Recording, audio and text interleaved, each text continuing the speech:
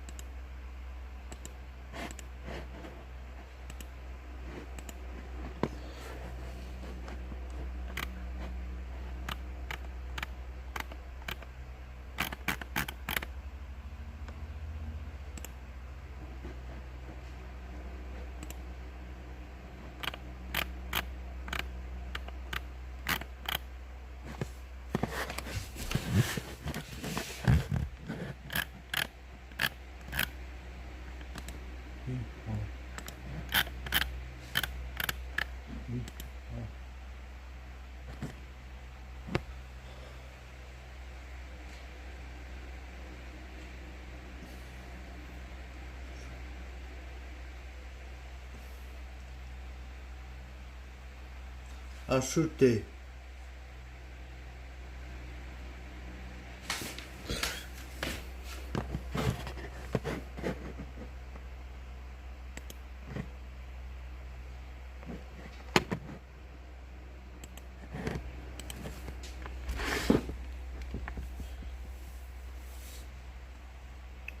Ajouter.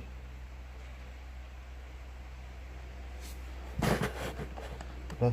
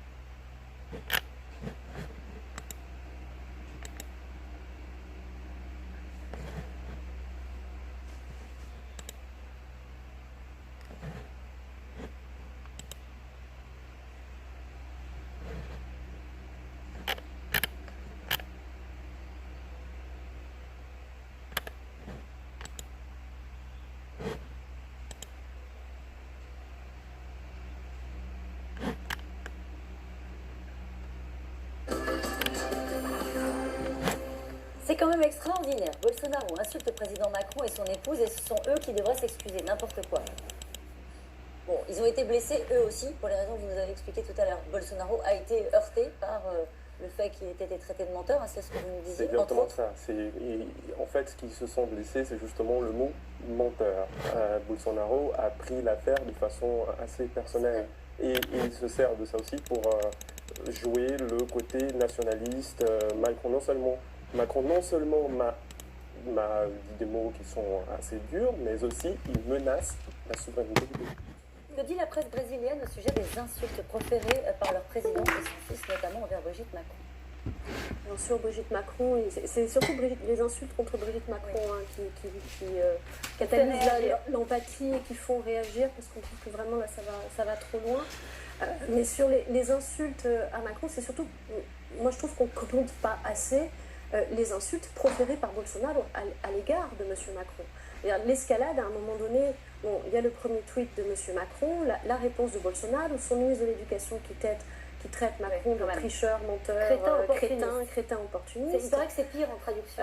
Oui, c'est bien pire. Là, on reste très soft. Eduardo Bolsonaro, son fils, qui est le président de la commission des relations extérieures du Parlement, qui tweet une vidéo faite par les Gilets jaunes où vous avez un montage avec une photo de Macron écrit « idiot, idiot, idiot » et Eduardo Bolsonaro de dire « voilà celui qui nous donne des leçons ». c'est d'une violence inouïe. Et les feux de Notre-Dame aussi. Et les feux de Notre-Dame. Mais si vous voulez, cette alimentation constante des tweets, elle permet de parler des tweets et pas de parler de l'essentiel. Ça permet à M. Bolsonaro, pour le moment, et la presse brésilienne ne commente toujours pas, dans sa grande majorité, la gestion par le gouvernement Bolsonaro de ces incendies. Commence tout juste dans des médias plus ou moins alternatifs, ou la Folha de São Paulo, qui est un peu plus, on va dire, sérieuse que les autres, mais pour l'instant, on ne parle pas du fond de l'affaire. Non, mais je vous parlais tout à l'heure de Steve Bannon. Je suis intrigué de voir à quel point il a réussi quand même, cette imminence grise du populisme mondial, à capter tous ces signaux-là et d'aller chercher dans chacun des pays concernés la personne idoine. Le fait qu'il ait recruté Eduardo Bolsonaro pour en faire l'un des membres, le fils de Jair Bolsonaro, le fils de Jair Bolsonaro, pour en faire l'un des conseillers qui appartient à son organisation de défense des souverainismes à travers le monde, c'est un signe de proximité, si vous voulez, idéologique qui est extrêmement fort. A-t-on déjà vu deux hommes d'État nommé ambassadeur à Washington, Eduardo Bolsonaro. Oui, ça c'est pour revenir sur les proximités entre Donald Trump et Jair Bolsonaro qui sont bien réelles. A-t-on déjà vu deux hommes d'État aller aussi loin dans les insultes? Alors là, on fait appel à votre mémoire, François Clémenceau. D'abord, de dire que quelqu'un a menti n'est pas une insulte. C'est soit un fait avéré, soit ça ne l'est pas. Ouais. En revanche, dire sale menteur comme si c'était un trait clinique chez quelqu'un, évidemment que ça relève de l'insulte. Mais non, Vous avez déjà vu ça? Ce genre de climat... Des deux côtés, enfin, je veux dire, avec la façon dont ça a été vécu aussi en France et avec Emmanuel Macron qui a réagi avec fermeté. Moi, sincèrement, je pense que ce n'est pas un débat fascinant. Qu'il y ait aujourd'hui, dans le débat politique, chez soi, de l'infantilisme, une course finalement à la simplification et qui permet de ne jamais parler des vrais problèmes et plutôt de s'esquinter finalement sur la forme, d'aller chercher la querelle personnelle avant de s'attaquer au fond. J'allais dire, ça fait partie de la politique. Ce qui est rare, c'est que ça atteigne ce niveau, surtout dans les relations internationales, mais on voit quand même depuis une dizaine d'années aujourd'hui, à travers l'apparition de leaders charismatiques, nationalistes, très virils, effectivement, on voit se développer ce genre de tentation à vouloir systématiquement simplifier, insulter, caricaturer et finalement réduire à zéro toute possibilité d'avoir un débat de fond, une conversation sérieuse pour régler des problèmes qui dépassent l'univers même de nos propres nations. Avec ce que disait précisément Juliette Dumont à l'instant, c'est-à-dire qu'en gros, ça permet de ne pas parler des problèmes de fond et des problèmes parfois que vivent les populations au quotidien. Et vous l'avez très bien dit avec le Brésil. Peut-il y avoir une issue à la crise de la relation entre Macron et Bolsonaro? Forcément, il y en aura une, on est obligé. Oui, il y aura forcément une issue. Là, on est un peu dans le moment un peu chaud, etc. Donc, je ne suis même pas sûr que les deux aient vraiment bien anticipé jusqu'où ils iraient dans ce rapport de force. Ils se parlent encore, à votre avis, directement quand on en est à ce point-là, ils se parlent encore directement ou ça passe par des... Je ne suis pas sûr qu'ils se soient parlé directement depuis le dernier G20. Mais en revanche, ce qui est intéressant, regardez, lorsque vous avez fait allusion tout à l'heure à la visite de Le Drian au Brésil, quand il a été humilié de la sorte, il n'a pas choisi de répondre par une humiliation dans l'autre sens, ou en gros à travers un trait d'esprit. Non, qu'est-ce qu'il a dit? Il a dit, moi, je parle au Brésil, au pluriel. Autrement dit, je m'intéresse plus au dialogue qu'il y a entre notre société et la société brésilienne que ce genre de chamaillerie, d'enfantillage et de caprice au niveau le plus haut. Donc, l'idée, c'est effectivement à chaque fois de recentrer les choses, de ne pas s'arrêter à ce genre de clownerie et de parler vraiment à ce qui enchaîne la relation. La relation entre la France et le Brésil, elle existera après Macron et après Bolsonaro. Mais on parle de pression internationale, mais ce n'est pas forcément cette pression internationale qui fera Bolsonaro changer d'avis.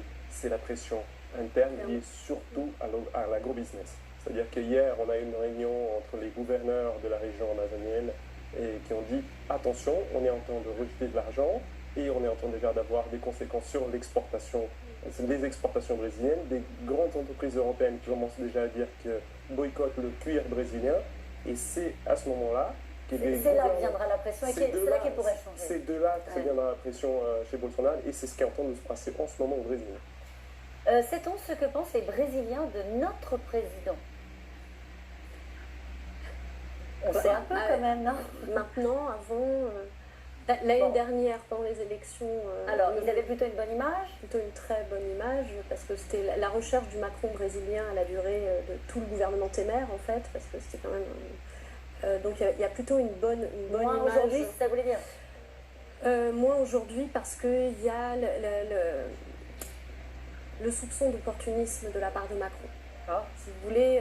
Utiliser la crise en Amazonie pour faire de la politique en intérieur, et Oui. ça c'est mal vécu. Oui, ça, Globalement, et puis l'image est très très bonne. oui, globalement elle est bonne, mais dans certains cercles elle est Alors, moins bonne à cause de cette question Une question pas d'opportunisme. facile. Que sait-on de la psychologie et de la personnalité de Jair Bolsonaro? C'est lui, et c'est exactement lui. On ne surprend pas, ça ne choque pas. Il était comme ça depuis 28 ans, quand il était député. Donc chez Il les n'a pas Brésiliens, changé. il n'a pas changé. Donc ça peut surprendre, mais ça peut choquer, mais ça ne surprend plus. Les membres du G7 seraient-ils assez fous pour laisser Bolsonaro gérer leur argent? Vous nous avez dit en tout cas tout à l'heure que c'était une des conditions qu'il a C'est une des fixées. conditions qu'il a fixées, c'est qu'il gère lui-même l'argent et pas avec le G7, Mais on va mais avec voir. chaque pays membre. Et on va voir dans les jours qui viennent s'il accepte finalement cette aide. Merci à vous tous. C'est la fin de cette émission qui sera rediffusée ce soir à 22h40. On se retrouve demain pour un nouveau C'est dans l'air. Belle soirée sur France.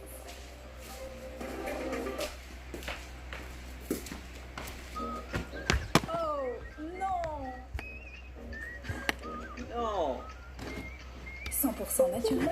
Oh oui, plus besoin de dire.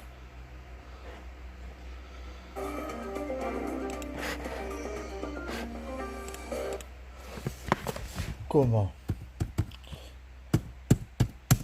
Google. Was?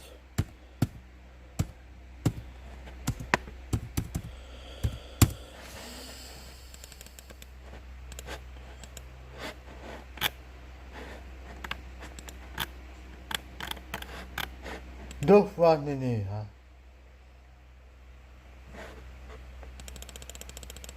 Bonjour et bienvenue dans cette présentation du nouvel outil de Google Maps appelé Page Places autrement dit page de lieux. Google Maps, comme vous le savez, est un outil idéal pour explorer des lieux, rendre votre entreprise plus visible sur Google par exemple. Google Maps vous permet ainsi aux clients d'effectuer une recherche de lieux, zoomer sur la carte, observer votre environnement, utiliser Street View pour le détailler ou vous repérer et découvrir les images détaillées des immeubles ou des monuments. Mais n'avez-vous jamais voulu en savoir plus sur les musées ou l'entreprise que vous avez trouvées sur Google Maps sans avoir à changer de page pour les trouver sur le web? Désormais, Google Maps vous permet de voir toutes ces informations